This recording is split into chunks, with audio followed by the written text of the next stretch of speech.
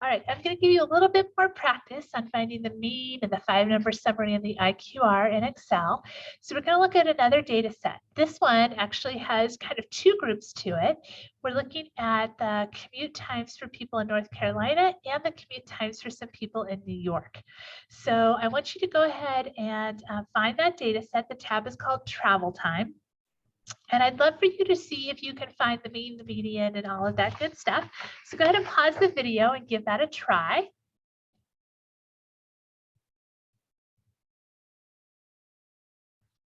All right, so hopefully you gave that a try. Let's go ahead and compare answers and see if we got to the same place.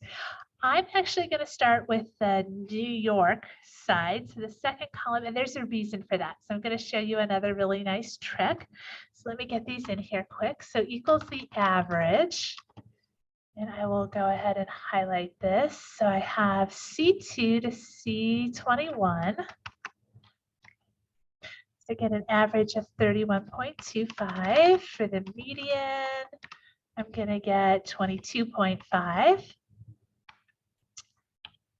Okay, so the max is first. That's fine.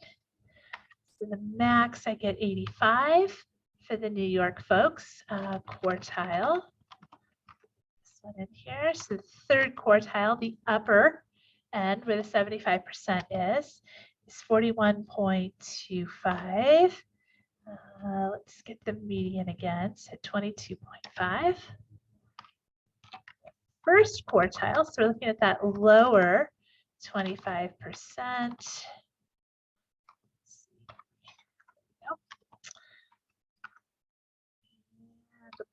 And a 1.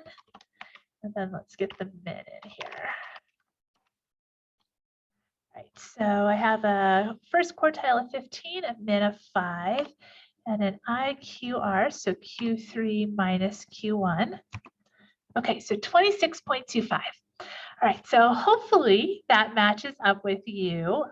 If I went through that too quickly, just go back and pause the video and pick up the commands you need. So let me show you a really nice trick.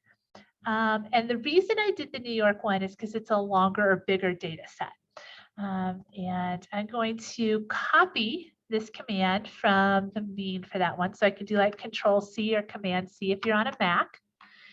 And then I can come over to the North Carolina one and I'll just paste that in there. And look, now it's a different number. So it says 22.4667. So let me show you what happened. I double click on this average for New York, you can see which numbers it's highlighted. That looks right. If I double click this one, it's actually moved it back a column. So Excel will adjust the rows or columns when you copy and paste, which is really cool. So you don't have to retype that entire command. Now, if I'd done the North Carolina one first, then the set would have ended here at 10. And so if I tried to copy it to the New York, I would have missed all of these lower values. Okay, so you just want to be thoughtful about how you do that copy, but it is a really nice trick. There's also one other really nice way of copying here. So I want to copy the rest of these.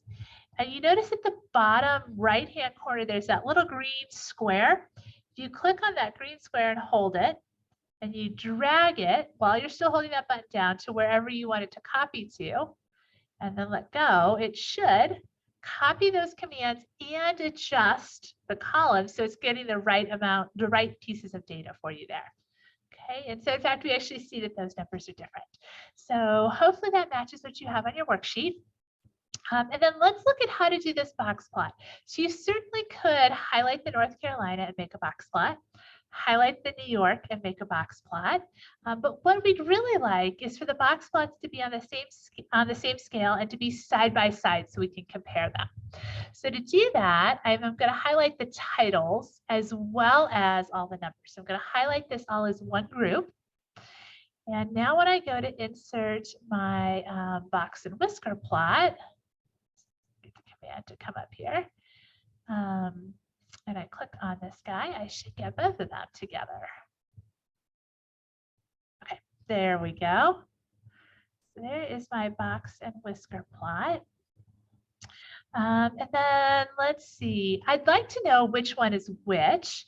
And if you highlight the titles with the numbers when you're doing the side-by-side version, if you then go to add a chart element, let me get over to the correct ribbon, and I'm looking for the, let's see, the legend menu. So get onto where the legend is. I'm going to put it at the top just because for me visually that makes more sense. But I'll put that, you can put it wherever you like. And so we see that the North Carolina is this one on the left and the New York one is the one on the right. Okay, so now we have some labels on there. You could certainly change the title. You could change the vertical axis. And the one thing I want to point out on these, so that box is Q3 to Q1, this line that splits the box into two pieces is the median. But this X that's here, the X actually represents the mean. So you can see that the mean here is a bigger value than the median. Actually, on both of these. Okay, so we're going to come back in a little bit and we'll take a look at what it means when the mean and median are different, how we can tell if a box plot is skewed and those kinds of things. So I'll see you in the next video.